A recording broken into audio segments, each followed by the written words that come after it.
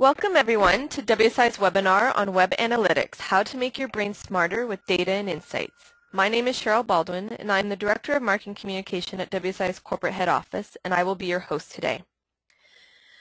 Now before we get started, I'd like to introduce our expert speaker that we have on the line with us. Joining me to present and talk about Web Analytics and how to use the data you collect from your digital marketing activities to gain key insights to help you make smarter marketing decisions is Dominique De Coster, a WSI digital marketing expert from Brussels, Belgium. Dominique has been a consultant with WSI since 2005, and he has earned his master's in Web Analytics and is also the author of the Web Analytics chapter in the French edition of WSI's book entitled Digital Minds. Now I know Dominique has a lot of great information to share on analytics today, so without further ado, I'll pass it over to Dominique. Hi, thank you for being there and listening to me. We're going to cover a certain number of items, and this is the agenda. Okay, first, looking at the non-digital world like it was before and like it still is for a certain number of people yet today, or for the people that have not understood very clearly what the digital world can offer to them. And then we are going to analyze what is the web analytic world under the digital world. And finally, from there on, I will give you my definition of web analytic. Then we're going to cover the power of the analytic, starting with a paradigm that has been presented and invented by my dear friend Avinash Kaushik. People who are already familiar with web analytics should know this name because he's really a well-known person in the web analytic world. We will see that nowadays we are in a world of multiplicity and we have to master it. And we were going to see how we can master, and when we master it, what kind of insight we can get and how do we take action from there on. And I will finish, of course, with a certain number of takeaways, and then we will answer questions from you. Now, let's start with the body analogy. So first of all, can you live without an heart? The answer is obviously no. If you don't have an heart, you finish like this. Now, can you live without a brain? Perhaps well, but at what cost? You will be confused, you won't be able to manage your body. Everything will go weird, and there is no point in having no brain. Well, if we take those two things and we come to my body of digital marketing analogy, you see on the right-hand side a list of all the activities that is connected to digital marketing. The subject today is not about digital marketing in itself, so we're not going to cover them all. But two parts are very interesting for me, and it was heart. And when I talk about heart, I'm talking in the digital world of the website, the mobile, the blogs, anything that is your web property. This is where everything comes together and everything is worked out. Then you need another part for sure. Without this, you cannot manage. It is the brain, and the brain is the web analytics. Now you see, you cannot live without a heart. You cannot do digital marketing without your web properties. But if you don't have that web analytic knowledge, and then you miss the brain to make them all work together and nicely. Now that we've said that, let's see what was before us, the non-digital attitude and non-digital world. This is John Wanamaker. He was a follower of advertising, and he was a pioneer in marketing. What he said, and most of you have already heard this, half the money I spend on advertising is wasted. The trouble is I don't know which half. And that is the problem. In the past, you had marketing, 4 P's. Now you see there are more P's than before. And that led to spending. Marketing is a spend. And in a past world, and still for some people, still for some company today, the marketing department is the marketing spend. It's a spend. It is. If you go to the selling, then you have revenues. And so happy sales department, they bring revenues. But as you can see, there is no connection between those two. If you see how they were doing their strategy, okay, marketing in the middle, or the first thing, you use your business sense. Then you use your personal feelings. I feel that that's what's going on. Many times you will hear people saying, well, I know what's happening, and I have the feeling, I know. But that's based on that. You do some competition survey, like you sniff the air, and you find out what they are doing right, what they are doing left, and you try to find out exactly what activity your competitor are doing, but not on a very statistical, not on a very scientific way. Now you can do focus group. But as you know, focus groups are many times led by the one who speaks the more. You can do market research. But as you know, market research most of the time depends on the question you pose, and you decide the question. So market research can also be oriented by yourself. And you can do also some of marketing tests to find out. And from all those information, you decide your marketing strategy. And nonetheless, half of your spend is going to be wasted. Now, the people have found out that digital world exists, and there are web analytical tools, and you can do reporting. But who is doing the reporting in this company that have the old attitude? Well, it's done by the IT team, or it's done by the webmaster. They make the analytics. They produce the report, and yes, the people look at the report, but at the end of the day, they trash the report. Why is it? Because actually the reason of this report was only to reinforce their own opinion, but they don't use it at all as a strategic tool.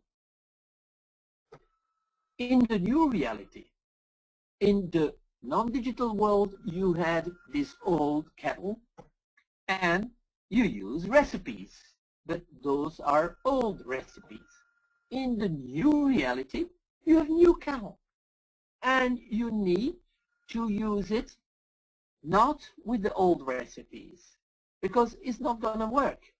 You need to have new recipes. You need to write new cooking books for these new things. And that is what is missing most of the time with the people that stay in the old non-digital world. Now, what is happening in the web analytic world? You have the marketing things, and you have the revenue. Now we are going to connect them. And how do we do that? Because now we can connect cost and value. We can decide, we can retrieve the ROI of your activity. And this is what it makes interesting, because now you know exactly what part of your spend are efficient and what are not, or mild. You still will lose a little bit of it, but not all, not the half. So let's go to the definition. Web analytics is, first of all, a technique based on digital tools. And what is the aim of it? You try to see what activity relates to your company web properties. And acquisition is important. How do you acquire people? What do they do on your web property? And at the end, it should lead to quantifiable benefits. It's called what we call conversion. That is, at the end, the sweet spots. They come to you, they do what you want, and you have them in hand, and you can work them for selling things. Now, what we do, we try to confirm or invalidate, and that is very important. You can invalidate the effectiveness of marketing action in progress. In the past, you have used all those techniques, I showed you, to try to find out if it was good or not, but you don't have figures to tell you that. And what you do with it? Well, you will impulse new strategy or announce other strategy or make them bigger. And you're going to take action, because that is at the end what is important with web analytics. It must lead you to take action. And definitely this must be for the beneficial of the company, whatever your company is. If you are a charity association, you want them to give you money. If you are a opinion leader, you have your blog, you want to have people following you, you want to have people interested in what you do, you want the people to engage with you. So that is my definition. Now, what is the power? I thought to you that it will help you to connect marketing and sales. And how do you do that? Actually, first of all, just look at the paradigm. You have the insight. This is the sweet spot of information, which is actionable insight, where you can action, where you can have a benefit for your company. If you have the click stream, you answer the question of what. What do the people do on your website? What kind of things you can find out? You can find the number of visits, the visitors, the number of visitors, time on site, page view, bounce rate, source, and many more of those things. So you can say, what has happened on my website?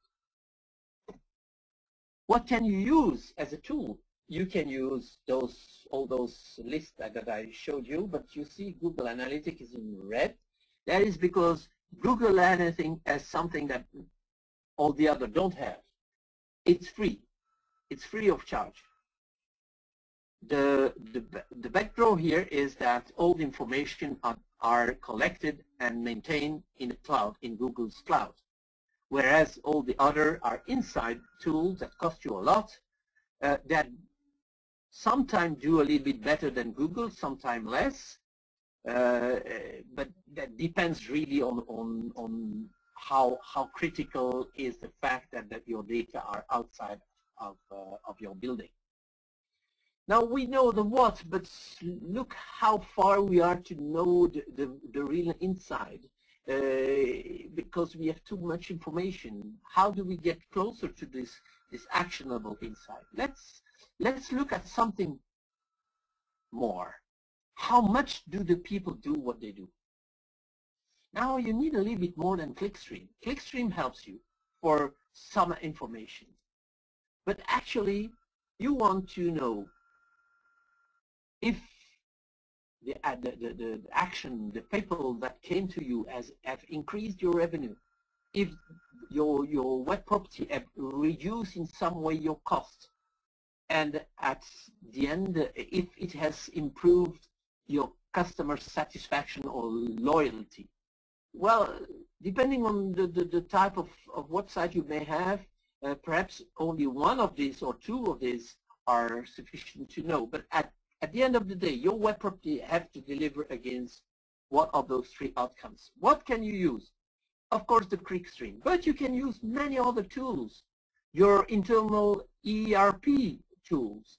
You can have survey polls that you can do, and there are many digital possibilities for this.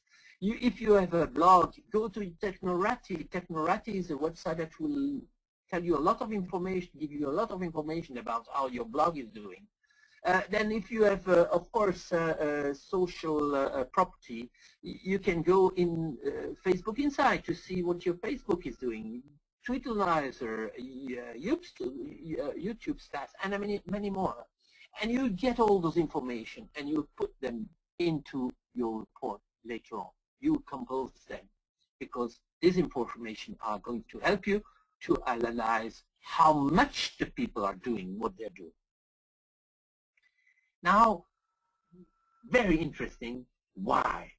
Why the hell they came to my website? What the hell they wanted to see? Why they left? We can answer those questions. First of all, we can use the experimentation and testing. What does that mean? You test your website. You just look at your website and see what will announce the engagement of the visitors. Remember, you have 3 seconds to buy 10 more seconds of attention of the visitor. And in all those seconds, you have to make the visitor decide to go deeper on your website, to engage themselves. So it's very short. So therefore, testing slogan, testing image, promos, layouts. How do you position the different part of your website layout? Test your call of action, your content, and then that sort of thing. You can test. What tool you have for this? You have A/B testing. You have multi-testing. Most of the time, tools like Google Analytics and other give you that opportunity, but you have other tools like Test and Target, Upmost, SiteSpec. Those are going to cost you, but sometimes it's important to spend a little bit to know more about it.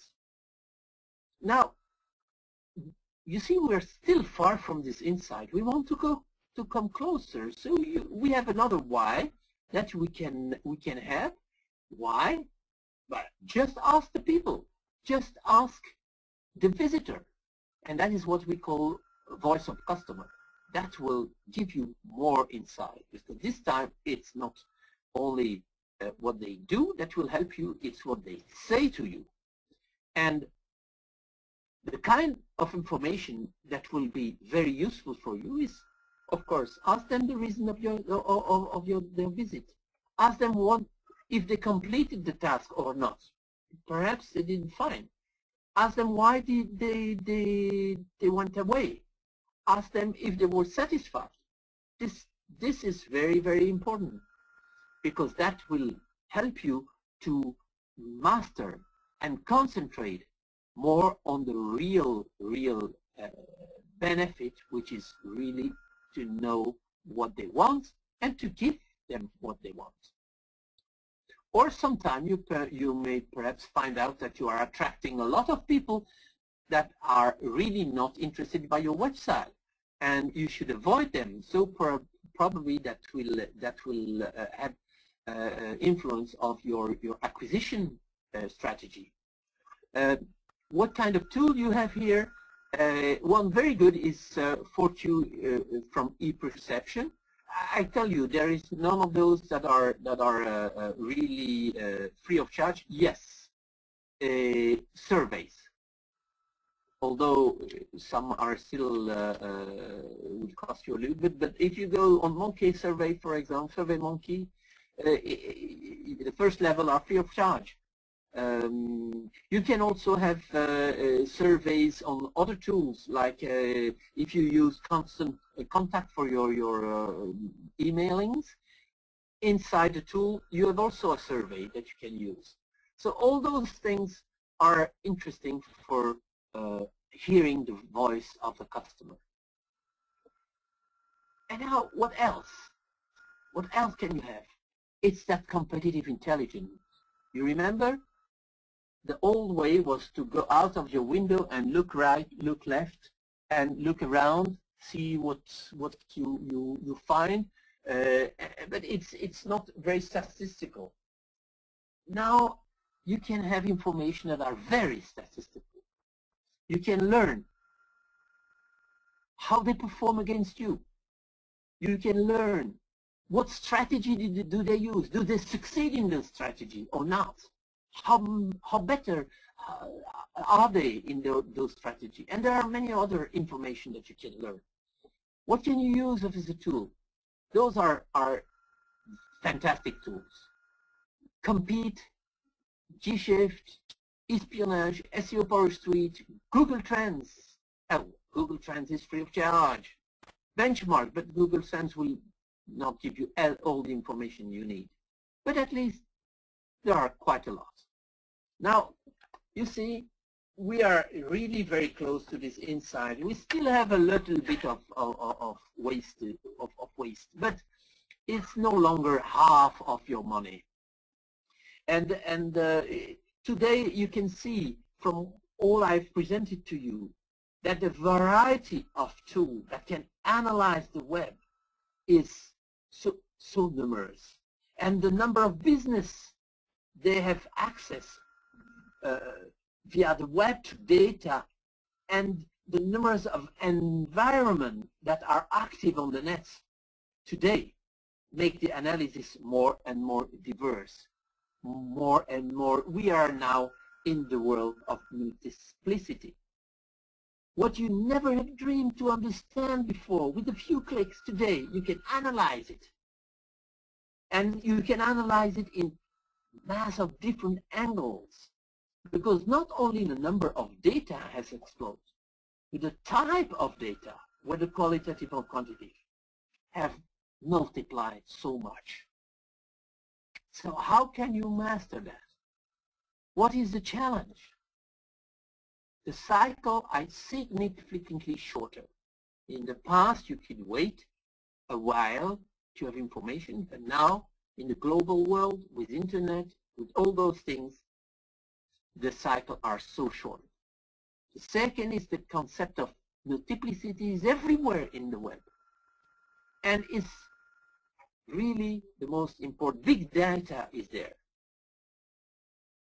So it's not the data that are missing. What we need is to select between all those multiple possibilities. We have to select the metrics that matters to your business. The one who are the most important, the one who are going to make a difference in your business.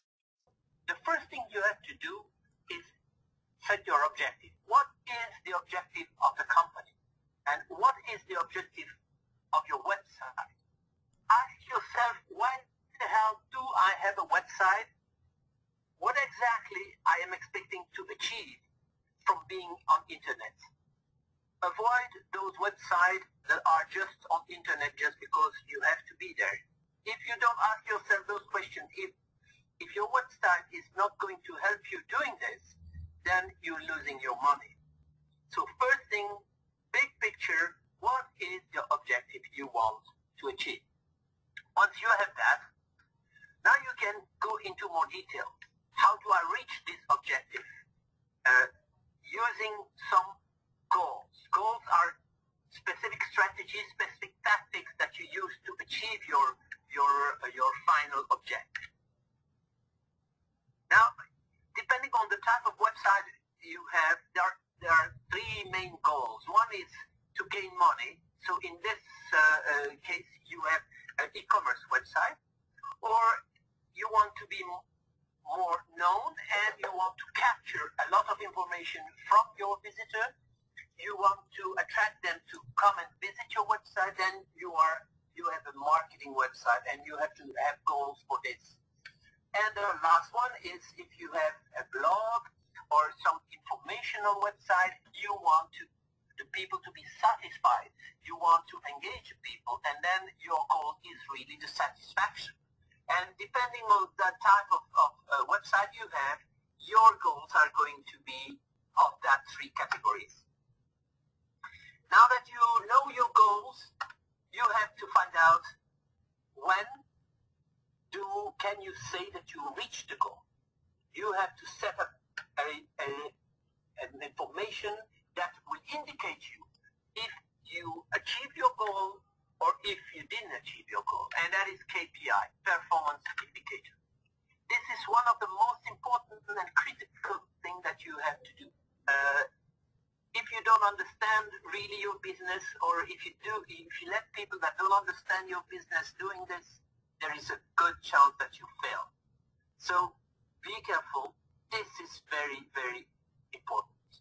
What is a KPI? Actually, a KPI is a number. It's a metric. It's just a metric. It's a raw figure, count, or it can be a ratio, and then you have special ratio like percentage or average. You must know that ratio, percentage, and average, if you don't put them in context, if you don't know the behind the scene there, what is behind those figures, you can end up with very false indication. I just want to give you one example. If you talk about 10%, okay, 10% of $100 is of course much less than 10% of $1,000 or $1 million. So you see, just saying 10% might sometimes be wrong. So KPI. Now that you have your KPI, you want to have a target. What is this target? Actually, it's just a value of your KPI that will tell you if you are above or on the target or under, and if you eventually got the goal or not. I want this. This is very interesting because you see this. This is a girl high jumping. She's a Belgian one. She was silver medal in Peking. So, what is her goal? Her objective? Objective: be the world champion. Her goal. The goal is the goal of this special event, which was the Olympic Games. She wanted to be first of that Olympic Game, and the KPI is the height, and the target is actually the bar. So the bar gave a certain number of the KPI, and if she goes above this bar, she wins. She got the goal. And if she doesn't go, she hit the bar, then she doesn't jump enough, so she is behind the target and under the target, and it means that she didn't achieve the goal, she didn't achieve her objectives. Now that we have all those elements, yes, we have visitors. There are a group of people, but those group of people, you can segment it in a smaller group that has certain characteristics in common. They have what we call in analytic dimension. Now, what is a dimension? Is really an attribute of the visitor of your website, and there are many different dimensions that you can find. Let's talk a little bit about dimension. Look at this. This is your visitor, and she might have come because she saw a newsletter, or she might have got hit by one of your AdWords campaign, PPC campaign, or she came through an iPhone. So all the people that came with the newsletter have the same dimension that she has. She has the same attributes. All those three attributes have something in common. They are acquisition dimension. That is the way they came to you. From which campaign or which tool, your iPhone. Now you can have other type of dimension, like she has already visited your website 5 times. She had already viewed that X page, or she played the Z video. This is also in common their behavior. How did she behave on your website? Those are behavior dimensions. And then she had bought the product, or she had subscribed to her RSS feed, or she had filled in a form, or whatever. Those are conversion dimension, A, B, C, acquisition, behavior, conversion. Those are the type of segment, the big types of segment that you should always look at. Now, we have this. Look at this group of people. This is all of your visitors. Now, segmenting the visitors means making groups that have in common one or more dimensions. You see, they are not all blue, the same blue, but there are different variation of blue, different variation of green, but they are green, basically. So you could perhaps go and segment it further down if you need. Now we have all the components of what we call the DMMM, the Digital Marketing Monitoring Model. Now we are going to try to, I'm going to walk you through this model. And this model, of course, starts with your business objective. You need to know why you're there, why you are, what you are expecting from the internet. And as you see, I have three verticals: acquisition, behavior, conversion, because I'm going to see if I can find things in all those categories. And first thing is goal. Acquisition goal, gain traffic at cheaper price. Behavior, engage visitors. Conversion, increase sales. Maybe other goals. I've only took one goal because otherwise the explanation would be very long. But I could have like maximum 3 goals per box.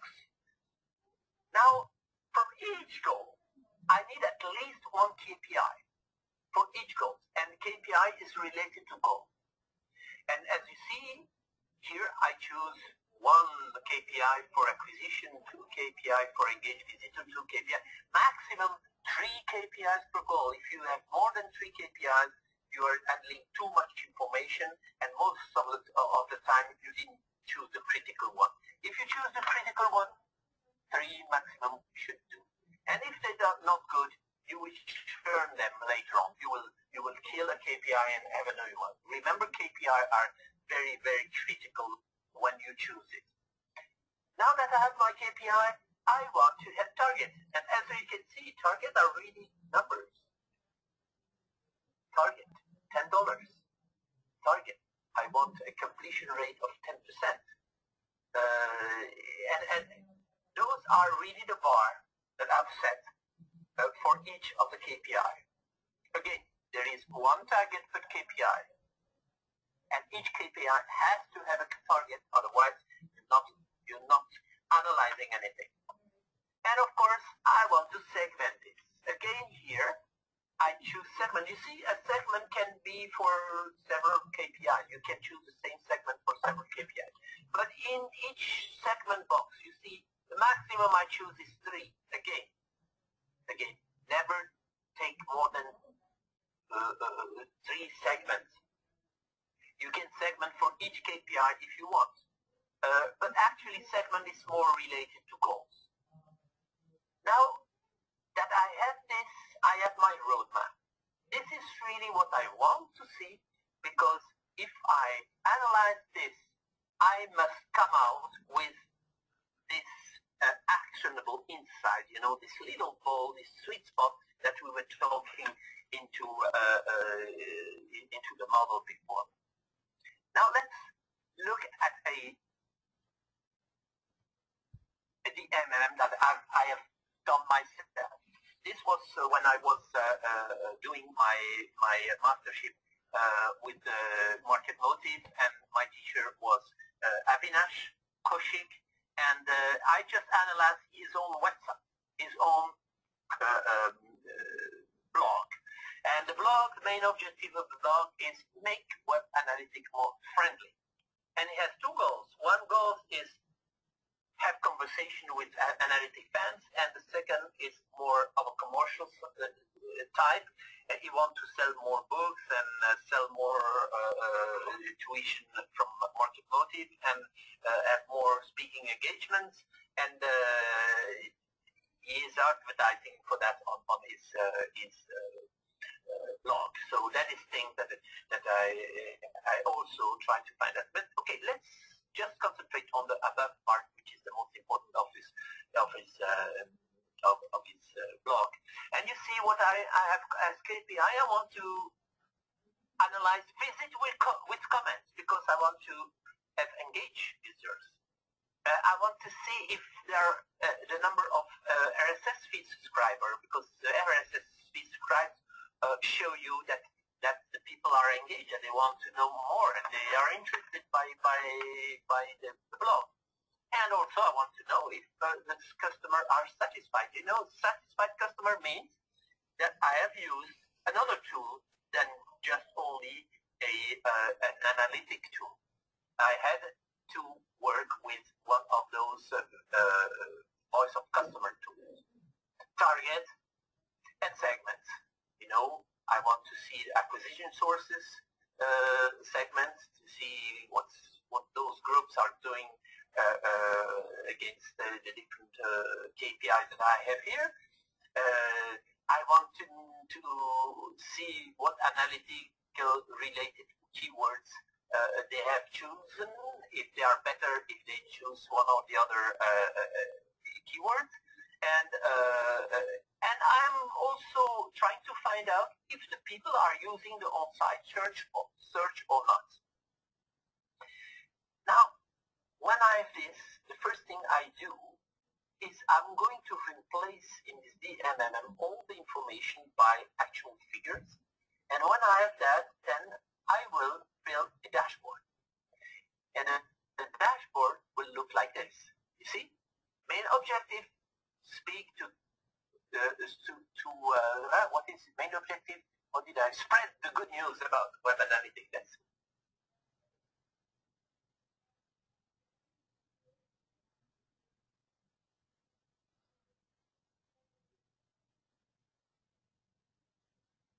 immediately see I have a good spread of sources. So I am doing my strategy well.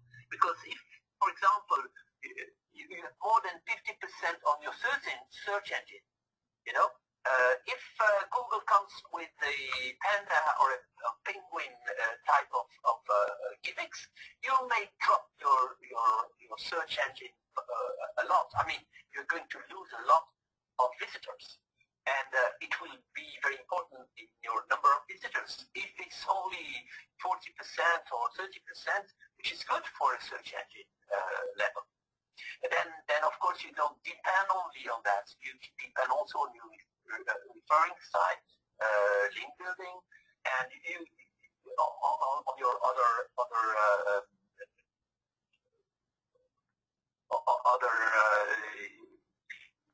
how do you call it? Campaign. That's what I wanted to say, campaign. Now, you see the traffic distribution. All the blue is the non-search traffic. And above, it's all the search traffic. But there I did another segmentation. I segmented with the branded and the non-branded to see what proportion of it is responding on only my brand and the one who are coming with search terms that doesn't include my brand. If you look at it, you see that the branded is quite similar all the way through. But if you look at the non-branded and you compare the line above and the line down, and especially in the last month, you see that all of a sudden the non-branded is kind of falling down. So there is a problem with the search here. The people are no longer searching a lot. So perhaps I have to do something there. I see that the non-search direct contact by name or the referral site or typing directly the name into the browser is the biggest part of the traffic here. Now, you see, then I come to my KPI. You remember 3 KPI. Comment on post, subscriber, customer satisfaction.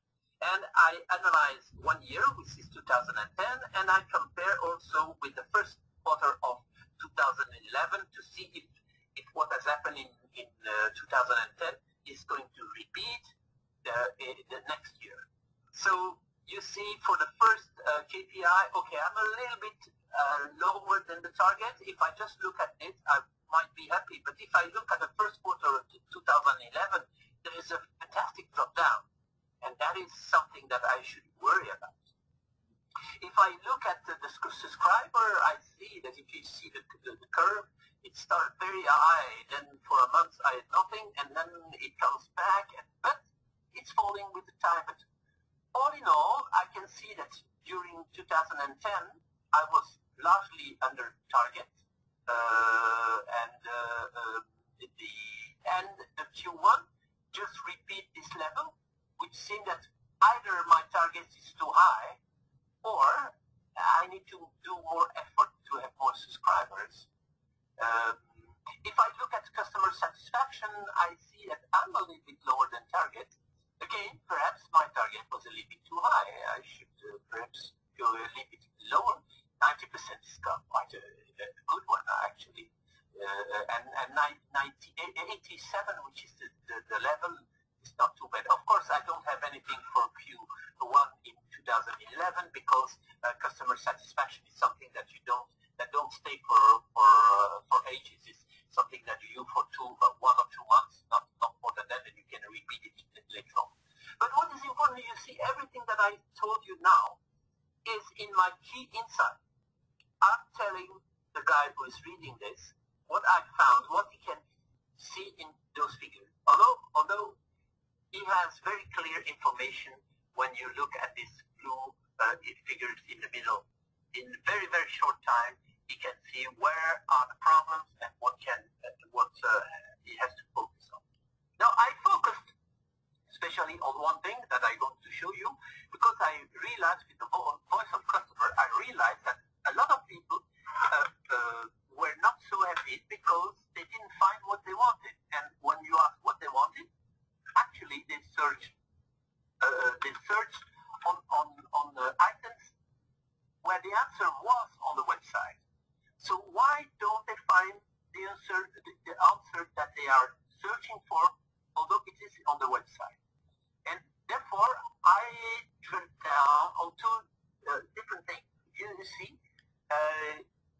those things are the quick access to different topics. You know, sitemap is a quick access to topics, and of course the search engine, the internal website search engine, is a way to go very fast to do exactly what you search for. But you can see the search box is under the fold. The dot line is the fold. And the sitemap perhaps is not so engaging just saying sitemap. So perhaps something can be done better on that. So by drilling, I'm not going to show you all the figures because it will take time, and I just want to show you the reason. Then I come to the insight and the action. I am going to summarize everything at the end and repeat my proposition, the first thing. So I say, first I found out that the blog is developing a bearish trend. People that are not so accustomed with the term bearish. Bearish means going down the hill. All people that are a little bit concerned about share market know what bearish means.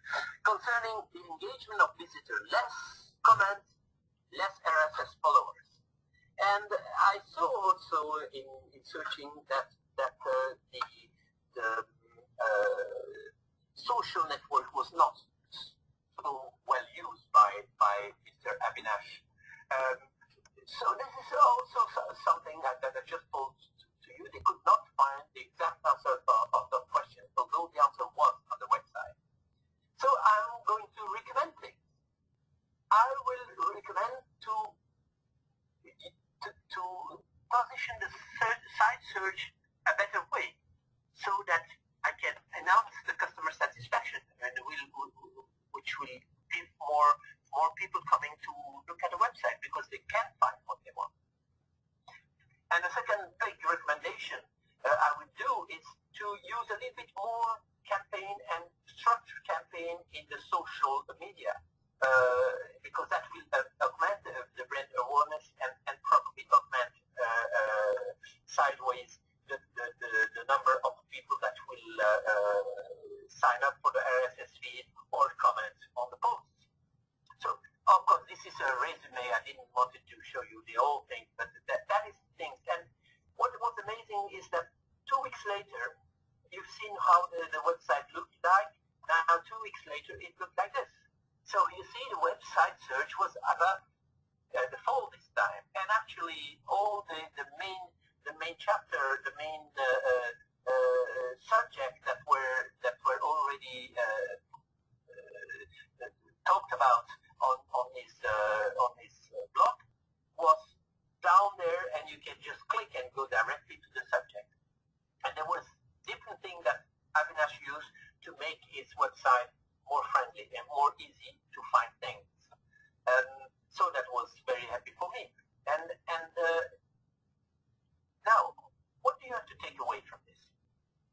First of all, remember, don't give it to your analytical, to your IT team or your webmaster to analyze or to make reports. This is a strategic asset of your company. This is not a cost. This is something that has to bring money to your company. So treat it as a strategic asset. It means that you have to have skilled people using it and preparing it and deciding about the KPI and deciding about segments. And those must have the skill to make those metrics talk to you and tell you what action to take, what strategy to follow.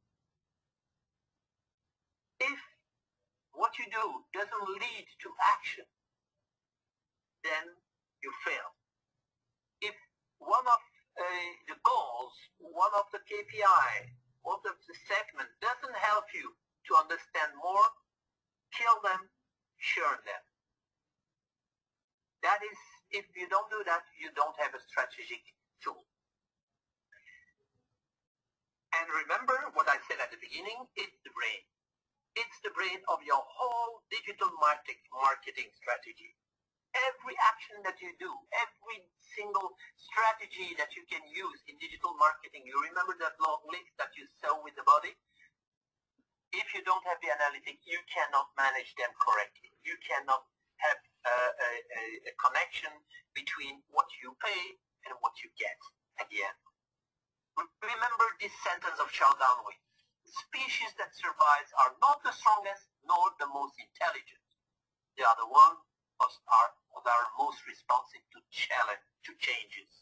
And remember, analytics help you to understand what is changing and what you have to do to adapt yourself to those changes.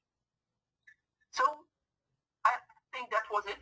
Cheryl, I give you the word. So great, thanks Dominique. So I'm just going to do a quick about WSI just for everyone on the webinar, just so you guys know who we are, and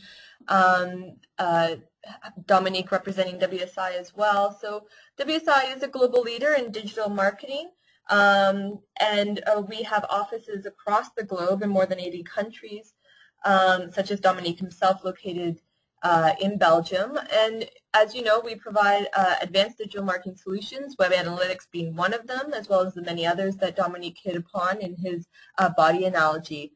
We do work with businesses of all sizes, and as I mentioned ahead, our corporate head office is located in Toronto. So if you do have any questions that have come up as a result of you attending this webinar, please feel free to reach out to your local consultant or contact us so we can put you in contact with one in your area. So we're just going to move ahead. Dominique, I just have a couple of questions that I'm hoping you can maybe answer. The first one being, how often should someone be looking at their analytic reports? Good question. Actually, I would say it depends on at what level they are. But the ones who are really dealing with the analytics should look at them every day. They don't have to issue a report every day, but at least they have to look at what's happening, because as I said, the roadmap is the roadmap. But it doesn't mean that you don't have special things happening and that you don't have to drill down in special event that you can cross. For fall down of a website can happen, and you will see that immediately in your analytics, if you didn't see it already in the fact that people are claiming that they can't see the website. So those people have to look very often. A report, it depends, of course. It depends of how big is your company. Basically, I would say if you have a small company, you need a report like every 3. Well, you need a dashboard every month, and probably a more in-depth report every quarter. If you're a big company, it might be that you need one every week, depending very, very well. And it depends also if you are in a big company, perhaps the sales department wants that type of report, that type of information. The CEO just wants the C part, the conversion part, what he gets for of money for what he is paying. So you see, it depends a little bit, but it is something that is very lively and that you have really to consider as being your daily life. Great. And just a follow-up question, I think the last one we'll take here. So you're talking about that roadmap. How often should you map out your DMMM for your business? Actually, if you, the roadmap, you can have sometimes several roadmaps. Okay. If you have a company, that has different objectives, there are companies that are not doing only one business, but they have side business that are related. So you may have a roadmap for any big objective that you have in the company. That is first thing. The second thing is your roadmap is not set forever. So every time it's a circle. And you use your roadmap, you make your figures, you do a dashboard, you analyze, you come with conclusion. And as I said sometime during my presentation, if you don't gain any information, any help from something that is in your roadmap, it means you didn't choose the right one. So you have to churn it. So I would say your roadmap is something that you come back on every time that you issue a report, because you want to be sure that every time this roadmap is well on the right track. Does that answer the question? Great. Yes. No, that was perfect. So I'm just going to let everyone know that we did actually put out a book recently called Digital Minds, 12 Things Every Business Needs to Know About Digital Marketing. One of the chapters in that book that we cover is about web analytics, and the book can be purchased across multiple online retailers, Amazon, Barnes & Nobles, Chapters, Friesen. As I mentioned, Dominique actually penned the chapter on analytics for our French book, which we are looking to release into the new year. So that's exciting for the French market. I just want to do a quick thanks to everyone for attending. Again, please let us know how you thought of the webinar. We do have a survey link that you can fill out. We always love to hear feedback. Also, we did create a guide around the web analytics in this webinar, so you can download it at the link that you see here, and this link will be circulated by the consultant that referenced you to the webinar. Again, as I mentioned, if you have any additional questions that we didn't get to, or that come out as a result of you rewatching the webinar, please contact your consultant to handle those. They'll be happy to assist you. And again, we always have webinars happening, and we're working on our schedule for 2014. So you can always visit us at Get WSI Power to find out the latest webinar that's happening. I'd like to do a big thanks to Dominique for taking time out of his, I'm sure, busy vacation that he's trying to get